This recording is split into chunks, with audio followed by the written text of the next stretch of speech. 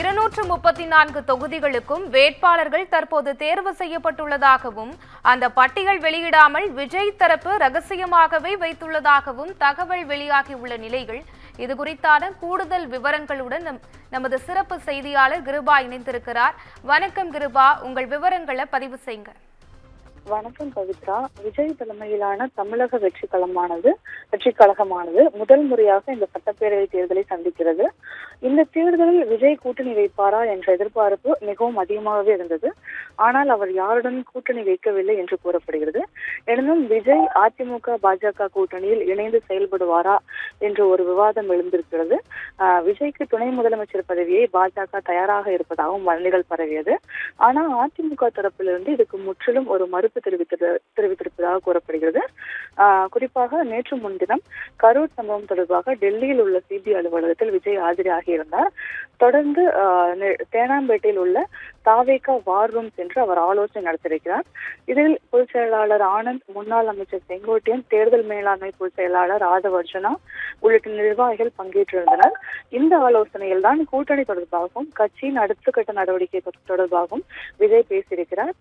இதனிடையே தேர்தல் தேதி அறிவிக்கப்படுவதை தொடர்ந்து சட்டப்பேரவை தேர்தலை சந்திக்க விஜய் தீவிரமாக உள்ளார். இதற்காக கடந்த மாதம் தொண்டர்களிடமிருந்து விருப்பு மனுக்களை பெற்ற அவர் அதன் அடிப்படையில் நேர்காணலை நடத்தியிருந்தார். ஆன்லைன் மூலமாகவும் வேட்பாளர் நேர்காணல் நடத்தப்பட்டதாக கூறப்படுகிறது. மொத்தம் உள்ள 234 தொகுதிகளுக்கும் வேட்பாளர்கள் தற்போது தேர்வு செய்து வைக்கப்பட்டிருப்பதாக தெரிகிறது. அந்த பட்டியல் வெளியிடாமல் விஜய் தரப்பு ரகசியமாகவே வைத்திருப்பதாக ஒரு தகவல் இருக்கிறது. இதனிடையே கூட்டணி அமைப்பதற்காக எடுக்கப்பட்ட முயற்சிகள் கைகூடவில்லை. இதனால் அடுத்த கட்டத்தை நோக்கி தாவேகா பயணிக்க தொடங்கி இருக்கிறதாக கூறப்படுகிறது. முக்கியமாக தொகுதிகளில் தாவேகாவினர் தேர்தல் பணிகளை இப்போதே தொடங்கிவிட்டதாக தெரிகிறது. அதே சமயம் நேற்றைய கூட்டத்தில் கட்சி நிர்வாகிகளுடன் விஜய் ஆலோசனை மேற்கொண்டார். இந்த ஆலோசனையானது 3 மணிக்கு தொடங்கி இரவு 7 மணி வரை நீடித்தது. இந்த கூட்டத்தில் தாவேகா தேர்தல் பிரச்சாரம் மேற்கொள்வது, விஜய் சுற்றுப்பயணம் மேற்கொள்வது, வேட்பாளர்களை தேர்வு செய்வது, தனித்து போட்டியிடுவது இது குறித்து அவர்கள் ஆலோசனை நடத்தியதாக கூறப்படுகிறது. குறிப்பாக இந்த கூட்டத்தில் தனித்து போட்டியிடுவதில் தான் விஜய் உறுதியாக இருப்பதாகவும் அது தொடர்பாக நிர்வாகிகளுக்கு அறிவுறுத்தல்களை வழங்கியதாகவும் தகவல் வெளியாகி இருக்கிறது. குறிப்பாக 234 தொகுதிகளும் தாவேகா தனித்து போட்டியிடுவதை விரும்புவதாக தகவல்கள் வெளியாகியுள்ளன. விஜய் போட்டியிடுவதாக கருதப்படும் சென்னை பெரம்பூர் தொகுதியில் தேர்தல் அலுவலகம் அமைக்கும் பணியை ஆனந்த் தொடங்கியிருப்பதாக கூறப்படுகிறது.